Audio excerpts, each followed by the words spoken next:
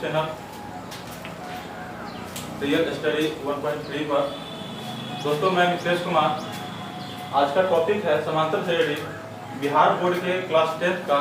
यह बहुत ही खास चैप्टर, इम्पोर्टेंट चैप्टर है, जो कि एग्जाम में इस चैप्टर से तकरीबन 5 से 7 नंबर का क्वेश्चन पूछा जाता है, और जिसमें बच्चे लोग काफ़ी इसको गहन अध्ययन नहीं कर पाता है, जिसके कारण से क्या होता है कि ये सवालों को बनाने में समस्या हो जाती है। ठीक है, तो आज हम ये इसको पढ़ेंगे। इतना मज़ेदार चैप्टर है और इतना मज़े से पढ़ेंगे कि एक बार पढ़ने के बाद दोबारा पढ़ना नहीं जरूरी पड़ेगा और भूलेंगे नहीं। दोस्तों सबसे पहली बात आता है इसमें समांतर श्रेणी। तो समांतर श्रेणी में हम जानते हैं कि समांतर को पहले समझेंगे कि समांतर होता क्या है। दोस्तों हम 2 लाइन खींच करके हम बताना चाहते हैं कि समांतर होता क्या है। जैसे देख सकते हैं कि ये 2 लाइनें खींची गई है और 2 लाइन खींची गई है। इस दोनों लाइन के बीच की दूरी हमेशा देखते हैं कि इक्वल है, बराबर है।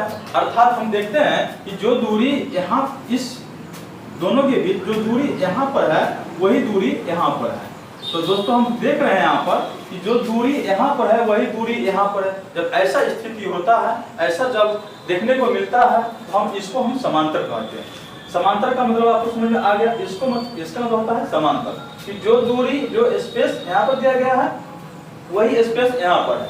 लेकिन दोस्तों अगर हमें कहा जाए क्या कि ये 2 लाइन है और ये 2 लाइन है, और बताइए क्या ये दोनों आपस में समांतर है क्या?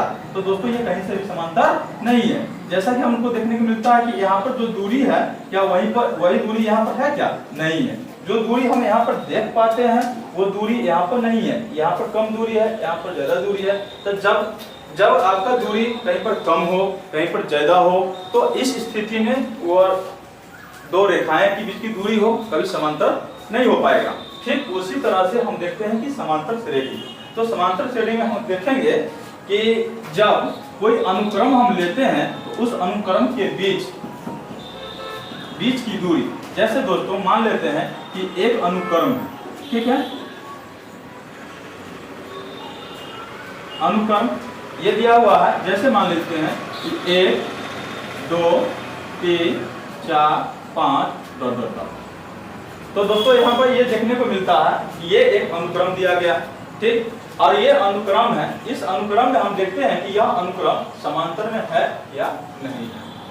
सबसे पहले हम देखेंगे, जैसे अगर हम ये देखते हैं कि ये 1 है और ये 1, इस 1 में कितना जोड़े जो 2 हो जाएगा। हम ये 1 में 1 जोड़े तो 2 हो गया, बराबर 2 हो गया।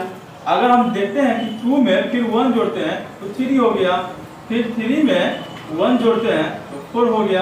अर्थात हम देखते हैं क्या, इसमें 1 जोड़ते हैं, दोनों के बीच का डिफरेंस 2 हो गया, 1 हो गया, सॉरी, यहाँ पर भी 1 हो गया, यहाँ पर भी 1 हो गया, यहाँ पर भी 1 हो गया।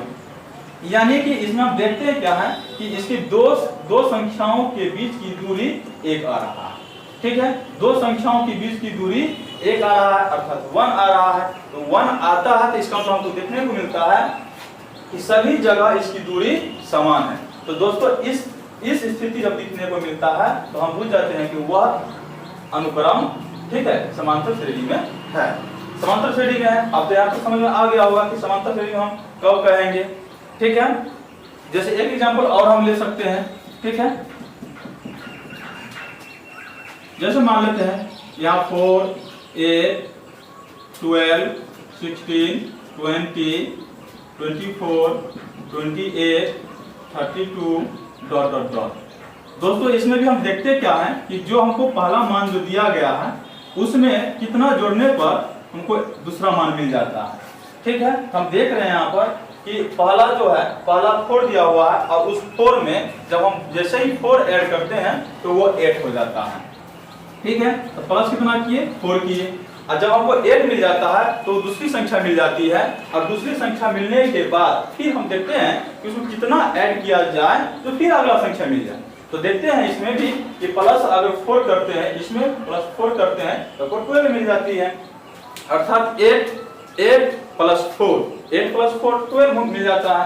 ठीक उसी तरह से यहाँ पर भी क्या हो जाता है, प्लस 4 करते हैं और हमको 16 मिल जाता है, फिर प्लस 4 करते हैं। अर्थात हमको ये देखने को मिलता है कि सभी जगह एक समान, एक रूप हो, इसका दोनों के बीच की दूरी, डिस्टेंस एक समान है।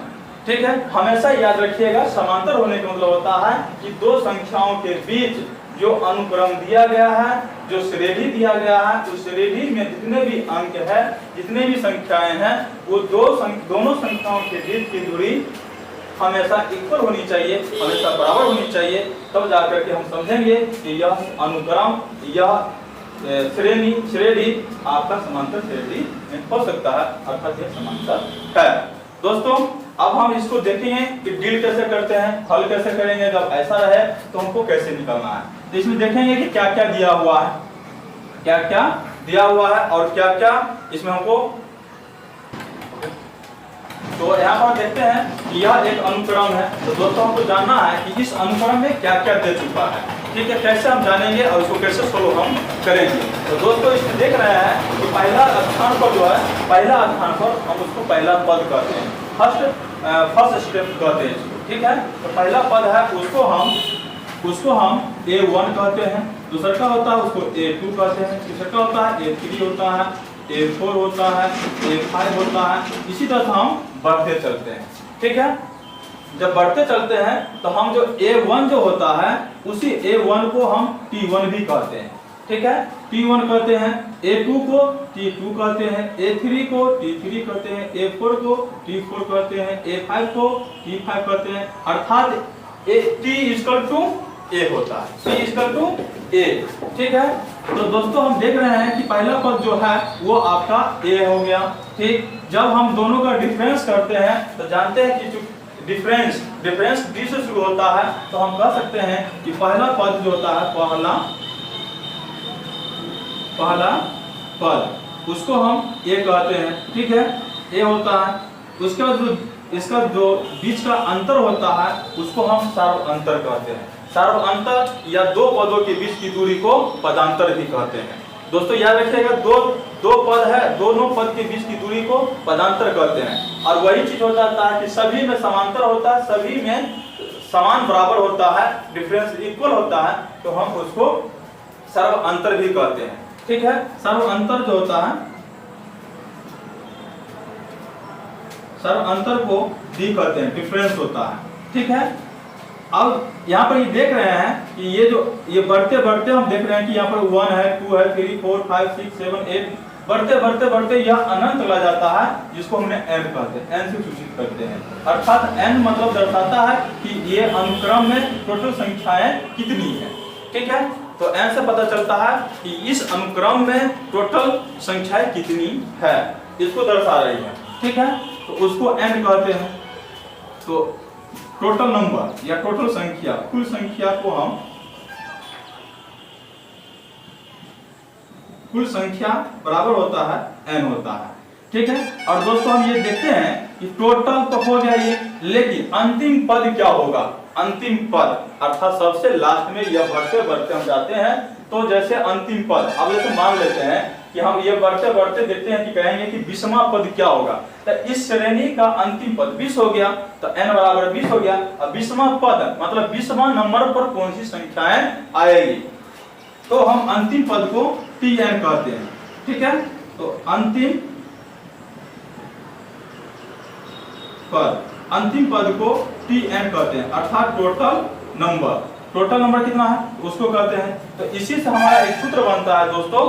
सूत्र बनाने का एक तरीका है, उसको हम देख लेते हैं यहाँ पर कि जब यह बढ़ते बढ़ते हम देखते हैं कि डिफरेंस D बराबर क्या होता है।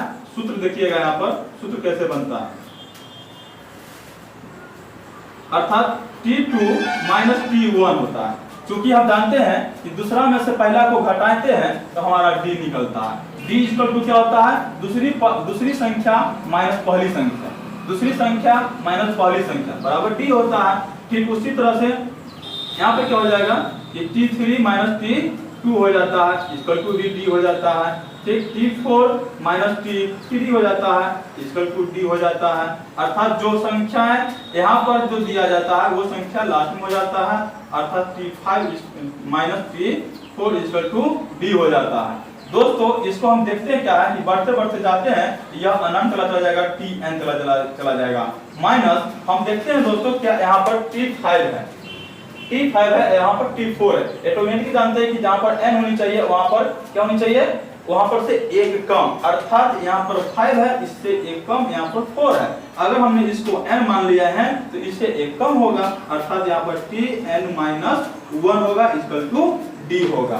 दोस्तों यहाँ पर हम देखते हैं क्या कि अगर Tn माइनस अगर 1 लेते हैं, इसको अगर 1 लेते हैं तब यहाँ पर हो जाता है क्या कि जोड़ने पर, सॉरी इसको क्या करेंगे, जोड़ने पर देखते हैं, जोड़ने पर, तो जोड़ने पर क्या हो जाएगा आपका Tn minus Tn minus 1, n-1 हो जाता है, इक्वल टू हो जाता है D plus D plus D plus D, dot dot dot चला जाएगा कहां तक, n-1 बार हो जाएगा। ठीक है, इतना टाइम आ जाएगा। इससे क्या होगा, अब हम इसी को जस्ट लेते हैं यहाँ पर, फिर से देखिएगा जोड़ने पर कि Tn माइनस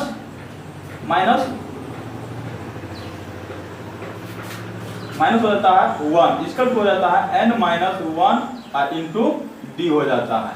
दोस्तों हम जानते हैं कि यहाँ पे क्या होता है, इसको अगर उधर ले जाते हैं तो ये माइनस में है, उधर जाएगा तो प्लस में, अर्थात Tn इक्वल हो जाता है Tn बराबर T1 plus n-1 into D हो जाता है। ठीक है, और चूंकि हम जानते हैं कि ये T1 जो दिया हुआ है ये T1 A के बराबर में है। दोस्तों यहाँ पर देख सकते हैं कि A1 equal to he T1 होता है, तो जहां पर हमारा T1 है वहां पर हम क्या करेंगे, Tn इक्वल टू A कर देंगे और A प्लस हो जाएगा n-1 इंटू D। दोस्तों ये आपका फॉर्मूला हो गया अंतिम पद ज्ञात करने के लिए, अर्थात Tn बराबर हो गया ये फॉर्मूला। दोस्तों अब इसी पर हम एक क्वेश्चन बनाते हैं, क्वेश्चन सोल्व करते हैं। चलिए दोस्तों एक एग्जांपल लेकर हम समझाते हैं। दोस्तों अगर मान लेते हैं कि कोई लिखा हुआ है कि यदि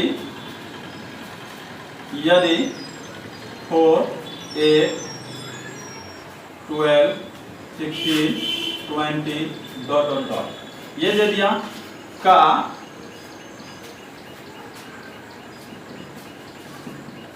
20वां पद,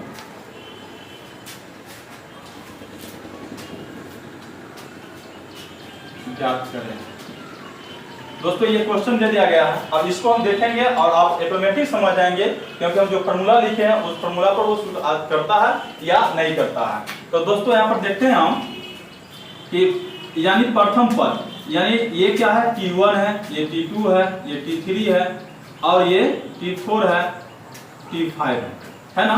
अब इसमें हम देखते क्या है कि पहला पद जो होता है उसको तो A कहते हैं, तो लिखेंगे यहाँ पर कि चूंकि A इक्वल टू 4, अब जो हमको D निकलेगा जिसको सर्व अंतर कहते हैं, ठीक है, सर्व अंतर उसको क्या होता है कि T2 माइनस T1 होता है।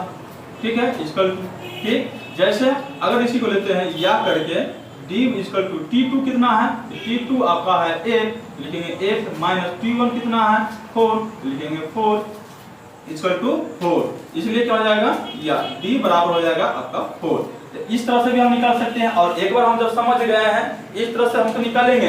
अगर एक बार हम समझ में आ गया तो डायरेक्टली हम इसको लिखने की जरूरत नहीं है, इसमें से इसको घटाएंगे और D हमको निकल जाएगी।